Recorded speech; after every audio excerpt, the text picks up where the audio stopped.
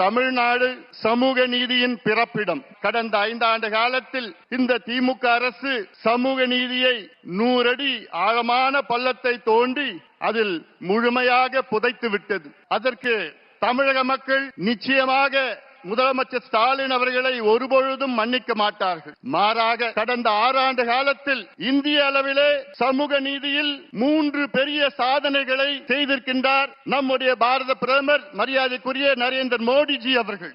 ஒன்று, இதுவரை சுதந்திர இந்தியாவிலே முதல் முறையாக இந்திய அளவில் சாதிவாரி கணக்கெடுப்பு நடத்துவோம் என்று அறிவிப்பை வெளியிட்டு இந்த ஆண்டிலிருந்து இந்தியா முழுவதும் சாதிவாரி கணக்கெடுப்பு நடைபெற இருக்கிறது.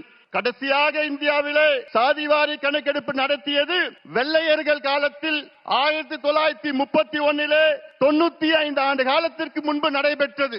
அந்த பழமையான தரவுகளை வைத்துத்தான் இந்தியா முழுவதும் இடஒதுக்கீடு நடைபெற்று வருகிறது. அதை மாற்றி அமைத்து நவீனமான ஒரு இந்திய அளவிலே சாதிவாரி கணக்கெடுப்பு நடத்துவோம் என்று அறிவித்த பிரதமர் நரேந்திர மோடிஜி அவர்களுக்கு எங்களுடைய பணிவான நன்றிகளை தெரிவிக்கின்றோம்.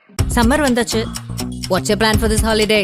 GT Holidays, South India's #1 travel brand.